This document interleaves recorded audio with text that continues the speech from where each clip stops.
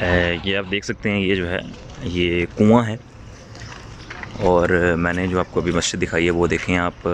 وہ آپ کو چار مینار نظر آ رہے ہوں گے. یہ دیکھیں، یہ چار مینار نظر آ رہے ہیں. یہ میں نے آپ کو بھی مسجد قباء دکھائی تھی. تو یہ علاقہ بھی جو ہے نا قباء کا علاقہ ہے، اور حضور پاک صلی اللہ علیہ وسلم جب بھی یہاں پر نماز پڑھنے کے لیے آتے تھے تو اس کنویں میں، یہ جب یہاں پر لوگ کھڑے ہیں،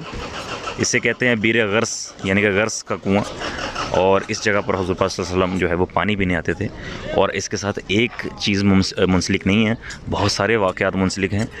جو کہ یہ ہیں کہ حضور پاک صلی اللہ علیہ وسلم ایک بار صبح اٹھے اور حضور پاک صلی اللہ علیہ وسلم نے فرمایا کہ میں اس کنویں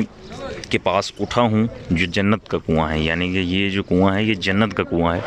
اور حضور پاک صلی اللہ علیہ وسلم نے اس کے اندر اپنے صحابہ کرام کے ساتھ آئے، اور اس کے اندر جو ہے حضور پاک صلی اللہ علیہ وسلم نے اپنا لاب مبارک، یعنی کہ جسے ہم اپنی زبان میں تھوک مبارک کہتے ہیں، تو وہ اندر شامل کیا. اور اللہ تعالیٰ کو جب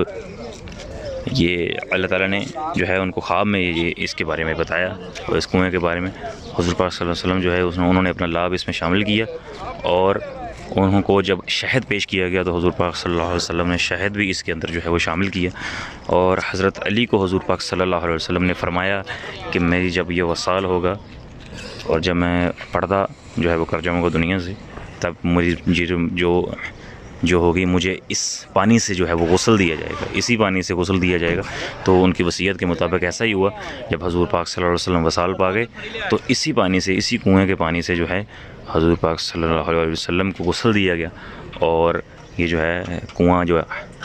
ہے غرس کا کنواں، اور اس کی اتنی زیادہ فضیلت ہوگی. اور حضور پاک صلی اللہ علیہ وسلم کا لاب بھی جس میں شامل ہے، اور حضور پاک صلی اللہ علیہ وسلم کو جس پانی سے نہلایا گیا، اور جو جنت کا کنواں ہے، اتنی ساری ان کے ساتھ وابستہ ہیں واقعات. اور ماشاءاللہ اللہ تعالیٰ جو ہے وہ سب کو یہاں پر آنے کی، اور اس کا پانی پینے کی